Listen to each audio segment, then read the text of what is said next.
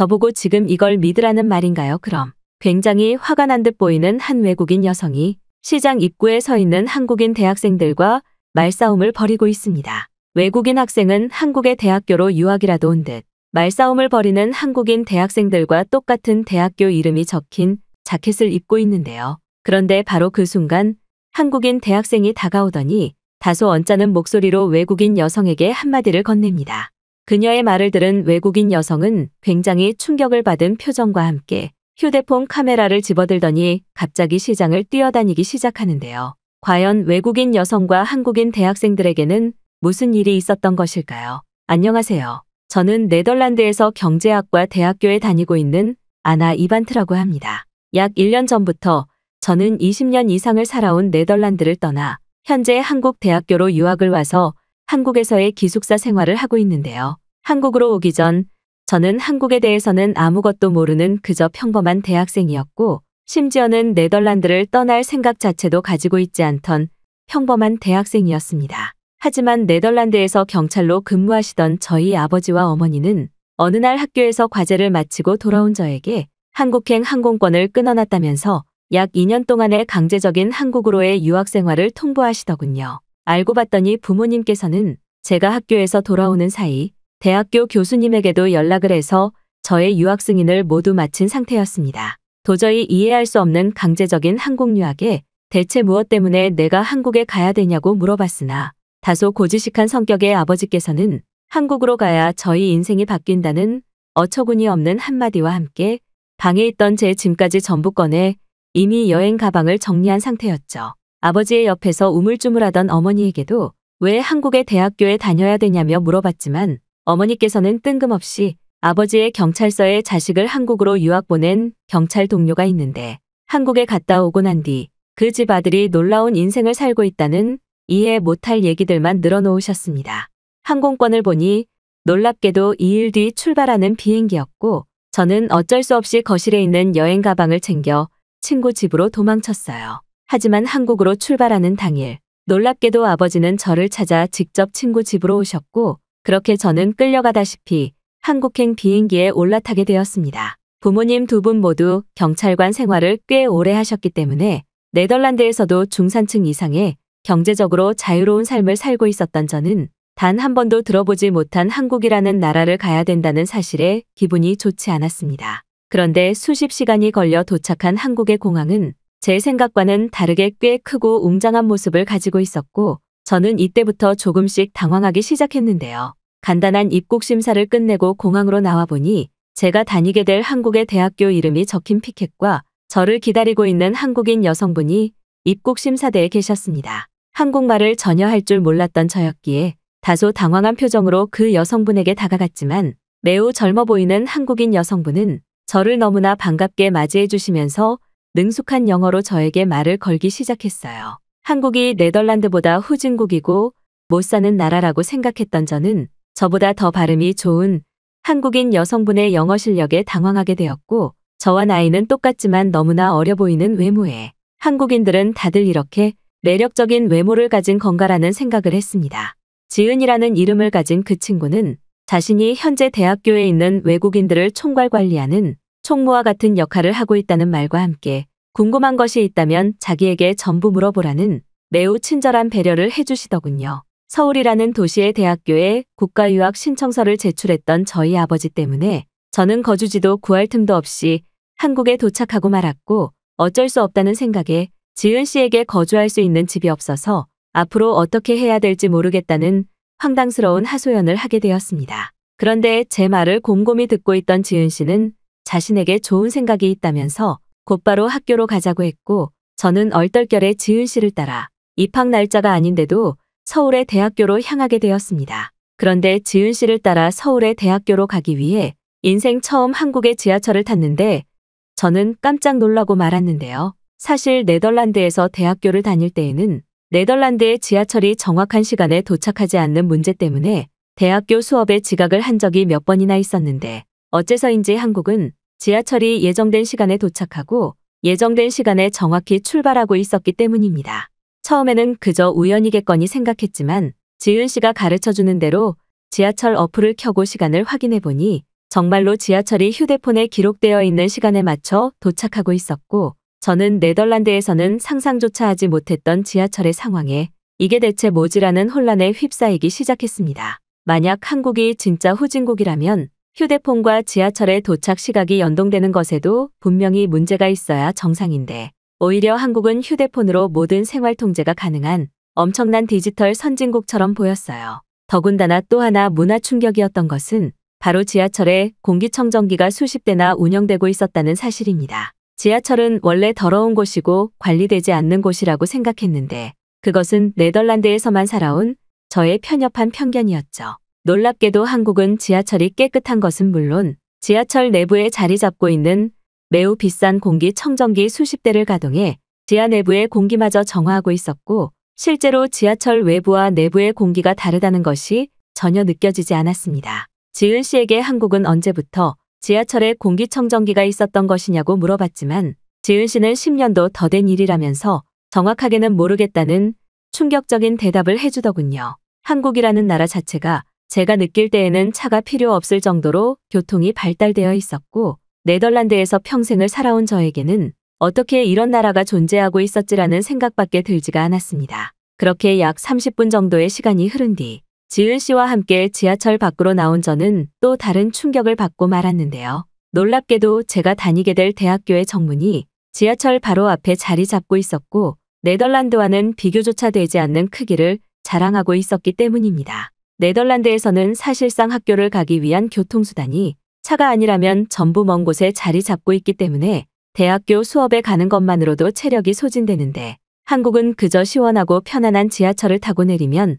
대학교 정문이 너무나 가깝게 자리하고 있었죠. 앞으로 2년 동안 다니게 될 학교였지만 이런 식으로 지하철만 타고 다닌다면 평생도 다닐 수 있겠다는 생각에 저는 네덜란드에서의 생활은 모두 잊고 그만 한국이라는 나라의 매력에 하루 만에 빠지고 말았습니다. 지은 씨와 함께 대학교 안으로 들어가 저를 담당해줄 경제학 교수님과 간단히 유학과 관련된 대화를 나눈 뒤 지은 씨는 저에게 앞으로 이곳에서 생활하면 된다며 뜬금없이 한 건물 앞에 멈춰섰는데요. 저는 다소 당황스러운 마음에 아니 여기서 지내라니 그게 무슨 말이냐는 질문을 했고, 그러한 저희 모습에 지은 씨는 웃음을 터뜨리더니 이곳이 대학교의 기숙사라는 곳이라며 저를 끌고 안으로 들어갔습니다. 네덜란드의 대학교에는 기숙사라는 시스템 자체가 아직까지 자리를 잡지 않아서 최상위 명문대를 제외하고는 기숙사라는 시스템 자체가 운영되지 않는데, 어째서인지 지은 씨는 한국에 있는 대부분의 대학교들이 평범한 기숙사를 운영하고 있다면서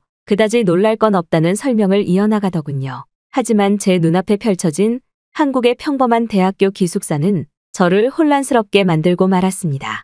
2년 전쯤 아주 잠깐 제가 다니고 있던 네덜란드 대학교의 기숙사를 들어갔던 적이 있었는데, 그때 당시 건물 자체가 너무 낡은 것은 물론 세탁기와 샤워 시설까지 없는 것에 여기서 어떻게 지내지라는 생각을 했었지만, 한국의 기숙사는 네덜란드의 기숙사와는 전혀 다른 상황이었습니다. 한국이라는 나라가 얼마나 부자인지 대학교 기숙사 내부에는 샤워 시설은 물론 학생들이 잘 수 있는 방까지 너무나 쾌적해서 제가 살고 있던 네덜란드의 집보다 더 좋아 보였고, 기숙사 시설 내부에 편의점과 코인 세탁소까지 운영을 하고 있었죠. 너무나 놀라운 광경에 저는 지은 씨에게 이런 기숙사에서 살면 돈이 꽤 많이 필요하겠죠라는 질문을 했지만, 지은 씨는 학교에 다니는 재학생들에게는 굉장히 저렴한 비용의 기숙사를 제공하고 있고, 심지어 성적이 좋은 학생들은 무료로 기숙사를 사용할 수 있다는 믿지 못할 이야기들을 이어나갔습니다. 이렇게 비싸 보이는 기숙사에서 평생을 공부하면서 살 수 있다니 상상만 해도 놀라움의 연속이었고, 저는 네덜란드와 너무나 반대되는 선진국 한국의 모습에 한국의 대학교에 다니는 학생들이 부러울 지경이었죠. 놀랍게도 제가 다니게 될 한국의 대학교에는 이러한 기숙사 시설이 3개의 건물로 구성되어 있었고, 저는 바로 그 순간 부모님께서 왜 저를 한국으로 강제 유학을 보냈는지 완전히 이해하게 되었습니다. 그런데 지은 씨와 함께 기숙사를 구경하고 있던 그때 저와 같은 경제학과 한국인 학생들이 제가 왔다는 소식에 인사를 하러 찾아왔고, 갑자기 자신들과 함께 이번 과제를 진행하러 근처 시장에 가지 않겠냐는 제안을 하더군요. 대부분의 한국인 학생들은 저를 의식해서 그런 것인지 능숙한 영어로 저와 대화를 이어나갔고, 뜬금없이 시장에 가자는 제안에 조금 당황하기는 했지만 딱히 할 것도 없고 한국을 더 구경하고 싶었던 저는 지은 씨 그리고 같은 경제학과 한국인 친구들과 함께 근처 시장으로 향했습니다. 시장을 가기 위한 길을 걸어가면서도 느낀 건 한국이 확실히 네덜란드와는 다르게 길이 굉장히 잘 다듬어져 있고 근처 편의시설들이 너무나 편리하게 꾸려져 있었다는 사실이었죠.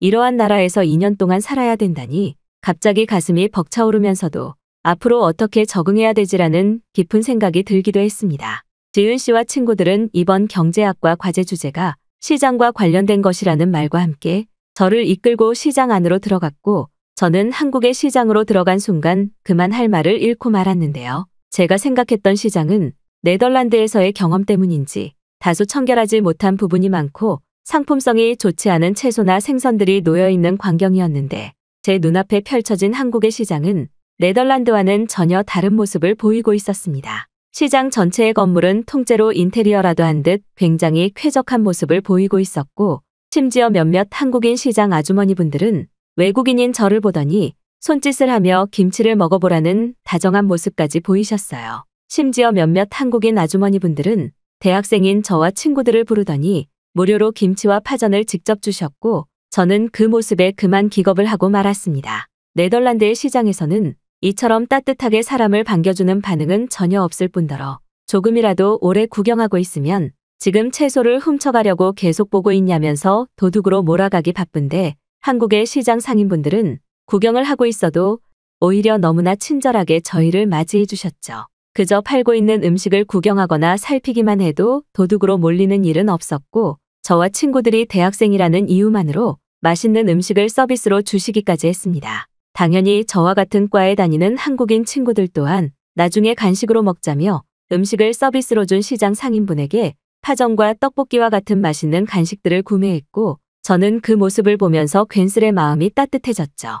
네덜란드에서는 대부분의 국민들이 너무나 개인주의적인 성향이 강해 이러한 모습을 상상조차 하기 힘든데 한국에서는 어디를 가나 따뜻하게 저희를 반겨주시는 것은 물론 시장 상인분들이 바쁘게 움직이는 모습 또한 한국인들의 열정처럼 느껴져서 너무나 좋았습니다. 저는 이렇게 살기 좋은 도시 인프라에 사람들의 따뜻함까지 더해진 한국의 매력에 완전히 빠지게 되었고 곧바로 부모님에게도 한국의 시장 사진과 앞으로 제가 지내게 될 기숙사의 사진들을 보내드렸습니다. 평소 말수가 없으시던 아버지 또한 자신이 원했던 게 바로 이러한 나라에서의 삶이었다며 저보다 더 기뻐하셨고 한국으로 자식들을 유학 보냈다는 친구들의 말을 듣고 저를 한국에 보냈다는 말과 함께 지금이라도 한국으로 유학을 가서 다행이라며 너무나 기뻐하셨습니다. 그 후 친구들과 시장 탐험을 마친 저는 학교 근처 번화가 이곳저곳을 구경하기 시작했고 살펴보면 살펴볼수록 깨끗한 도시이시면서도 자연도 있고 살기 좋은 편의시설은 전부 있는 서울의 모습에 그저 감사한 마음만 들더군요. 다행스럽게도 경제학과 한국인 친구들은 지은 씨를 포함해 저를 너무나 많이 도와주었고 저는 곧바로 한국의 대학교 생활에 적응해 나가며 기숙사 생활에도 빠르게 적응해 나갔습니다. 기숙사에서 지내면 지낼수록 따뜻한 물이 나오는 샤워실에서 씻을 수 있다는 사실과 샤워실 옆에 있는 세탁기에서 씻으면서 동시에 빨래까지 할 수 있다는 것은 왜 한국인들이 효율을 중요시하며 살아가는지 느낄 수 있을 정도로 엄청난 편리함이었죠. 특히 한국의 대학교에서 지내며 너무나 좋았던 것은 언제나 먹을 수 있는 학생 식당이었습니다. 네덜란드에서는 사실상 대학교에서 급식이 나온다는 것 자체가 불가능할 정도로 열악한 대학교 환경이 많은데 한국의 대학교는 네덜란드와는 전혀 다른 상황이었죠. 기숙사 생활을 하던 저는 다른 학생들과는 다르게 저녁에도 학식을 먹을 수 있었는데 저는 살면서 처음 먹어본 한식이 이렇게나 맛있는 음식이라는 것을 처음 알고는 지금껏 한식을 알지 못했던 시간이 아까울 정도였습니다. 물론 대학교 밖으로 나가면 더 맛있고 자극적인 음식들이 많았겠지만 아직 한국의 기숙사 생활과 대학교에 적응하고 있던 저에게는 대학교에서 나오는 한식이 집밥이나 다름없었고 매일매일 메뉴가 바뀐다는 사실은 기적에 가까웠죠. 항상 저에게 많이 먹으라며 밥을 주시던 한국인 아주머니분도 저에게 무슨 음식이 제일 좋냐면서 몇 없는 기숙사 생활 학생이었던 저에게 저녁으로 따로 저만의 음식을 만들어 주시기도 했습니다. 그 후 약 1년이라는 시간이 지난 지금 저는 능숙한 한국어 실력은 물론 한국의 문화에도 완전히 적응했고 현재 제가 다니고 있는 대학교에서는 외국인 유학생들을 지도하는 총무의 역할을 맡게 되었죠. 그리고 아니나 다를까 지금도 저희 학교로 유학을 오는 외국인 학생들은 1년 전에 저처럼 놀랍도록 쾌적하고 살기 좋은 대학교 기숙사의 모습에 눈이 휘둥그레지며 저에게 많은 질문들을 건네고 있습니다. 한국에서의 대학교 졸업이 아직 조금 남아있지만 저는 취직도 한국에서 할 생각이기에 요즘은 취업 이민을 연장하기 위한 다양한 제도들을 알아보고 있죠. 일주일에 한 번씩 무조건 친구들과 함께 기숙사 근처 시장에 방문하는 저는 제일 좋아하는 음식이 한국의 전통시장에서 먹는 순대와 소주일 정도로 지금 한국에서의 삶이 그저 너무나 행복하기만 합니다.